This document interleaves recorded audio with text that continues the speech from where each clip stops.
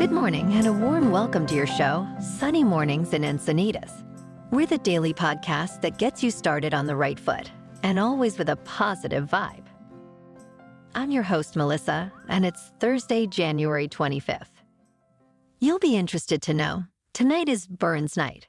It's a time to enjoy Scottish traditions and celebrate the renowned poet Robert Burns with a classic combination of haggis, neeves, tatties, some reciting of poetry, and maybe even a warming dram.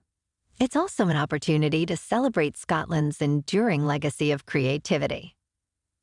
Robert Burns wrote the well-known poem Auld Lang Syne, which everyone sings at midnight on New Year's Eve. Now let's check out the weather in the Encinitas area. This morning it's cloudy and 54 degrees, with just about no wind. Tonight, the sun will set at 5:14 p.m., and it will rise again tomorrow at 6:47 a.m. It looks like we're in for a day of clouds and showers. It will be mostly cloudy with a high near 60 and southeast wind 5 to 10 mile per hour in the afternoon. Chance of precipitation is 20%. Tonight, mostly cloudy, then gradually becoming mostly clear with a low around 52. In the surf report, expect a lively west and west-northwest swell, with waves ranging from waist to chest, and occasionally head high. Morning conditions are prime, with light offshore wind shifting to gentle onshore in the afternoon. The swell continues Thursday, favoring structured spots. Keep an eye out for a new swell starting Sunday, promising a refreshing boost. In Encinitas and North County, it's looking 3 to 4 feet and fair in the morning, with clean conditions in the afternoon. The first high tide Thursday will be 6 feet around 8:30 a.m., with a -1 foot low tide at 3:30 p.m. The nearshore buoy at Scripps in La Jolla reads 60 degrees for the water temperature. This weekend, the Santa Anas are rolling in. We'll see sunny and pleasant weather on Friday with a high near 69 degrees and breezy conditions. The night will be clear, cooling to around 50 degrees. Saturday brings more sunshine with highs gradually reaching 74 by Sunday. Sounds good to me. Bonjour, food enthusiasts. This podcast is brought to you by Versailles Cafe and Pastries in Encinitas. Nestled on El Camino Real South, just north of Encinitas Boulevard, this cafe is a haven for culinary delights. Indulge in their amazing Eggs Benedict or their gluten-free crepes. You can grab a panini for lunch or just breeze on through to get your morning coffee. They are open every day from 8 to 5. So stop on by and don't forget to tell them Sunny Morning sent you. In top news, in a groundbreaking development, gene therapy has enabled several children with inherited deafness to hear. A recent study in China documented significant hearing restoration in 5 out of 6 treated children. Similarly, the Children's Hospital of Philadelphia reported improved hearing in an 11-year-old patient. These therapies currently target a specific type of deafness caused by mutations in a gene responsible for the otopherlin protein in the inner ear.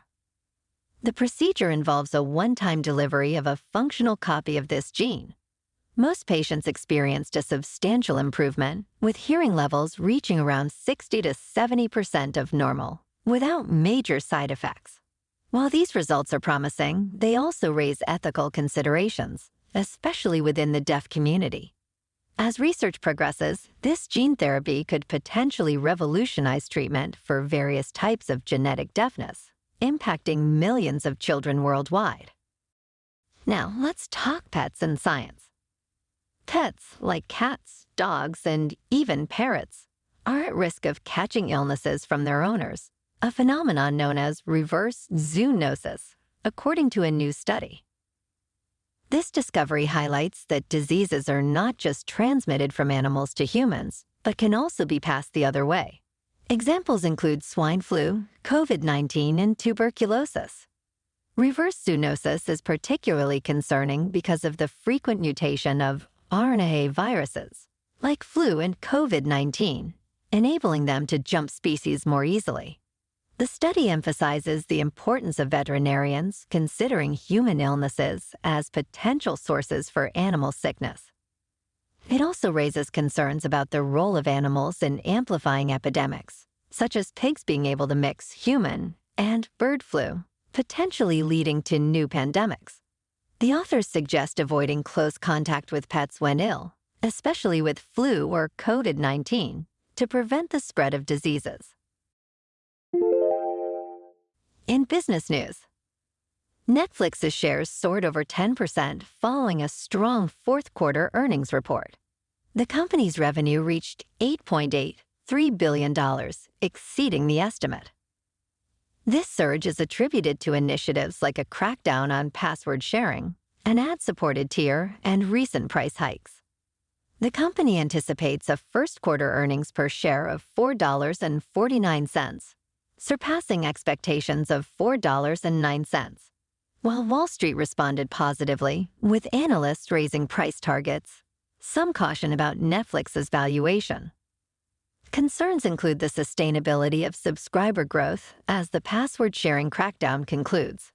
MoffettNathanson and Deutsche Bank analysts, while recognizing Netflix's industry dominance, advise caution, suggesting the current growth may not be long-term.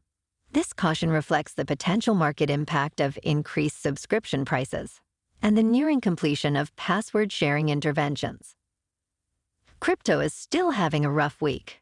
Bitcoin has dipped to $39,800, Ethereum is at $2,200, and Solana is $87.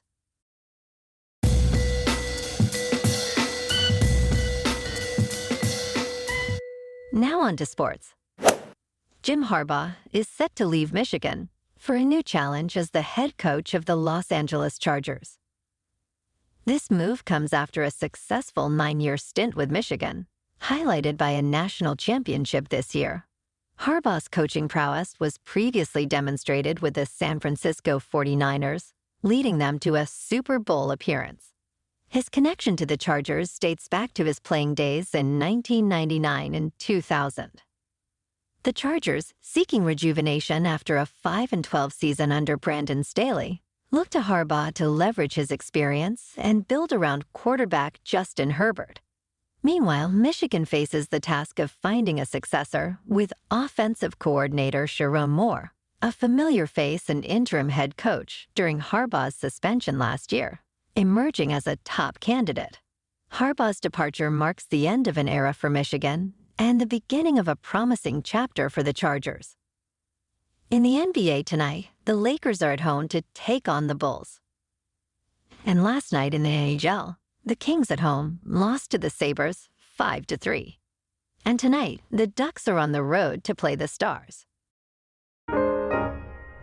Moving on to a more local vibe. In our community spotlight on health and wellness, we are working with a national Pilates studio to bring you some free classes, so listen up. Check out Club Pilates, with several locations in the San Diego area. Pilates presents a comprehensive wellness approach, cultivating strength, reducing tension, and elevating mental well-being. Scientific research affirms its benefits. So now you can check out Club Pilates for a free class, with locations in Encinitas, Solana Beach, Oceanside, La Jolla, and more. Just be sure to tell them Sunny Morning sent you by. And now, back to the show. In local news, Philmar, moving towards a new ordinance for short-term rentals, has recently directed its approach to include key issues such as a citywide cap and preserving existing rentals. The council agreed on several elements, including limiting rentals to primary residences, setting a citywide cap at 129 new rentals, and implementing a 3-night minimum stay. They also plan to impose a transient occupancy tax. A significant point of discussion was the accommodation of existing rental operators, leading to the decision to allow them to continue until property ownership changes. Initially, a 5-year compliance period was proposed, but this met resistance from current owners, leading to the adjusted approach. The council's decisions aim to balance the need for regulation with the city's history of attracting visitors for local events. The ordinance, still in development, will undergo further reviews before implementation. And in entertainment news, actor Mark Ruffalo's life took a dramatic turn in the early 2000s when a prophetic dream led to the discovery of a brain tumor.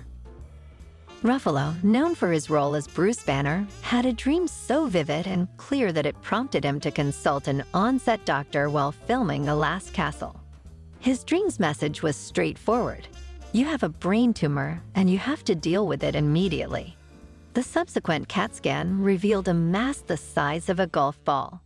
The tumor, a vestibular schwannoma, was benign, but its removal caused temporary facial paralysis and hearing loss, with permanent hearing loss in one ear. Interestingly, Ruffalo chose to delay telling his wife about the diagnosis until after the birth of their first son. His wife's emotional reaction underscored the gravity of the situation. Ruffalo's experience is a remarkable testament to the unexpected ways life can unfold and the impact of intuitive moments on our health decisions. Well, alrighty folks, it's time for the quote of the day. And today's quote comes from Robert Burns. And aside from his New Year's Eve song, he also said, "Your powers wha mak mankind your care, and dish them out their bill of fare. Old Scotland wants none of your skinking ware that jops in luggies. But if you wish her grateful prayer, gie her a haggis." And that's a wrap for this morning. Remember to stay tuned tomorrow for more news and updates. Have an amazing day, my good friends.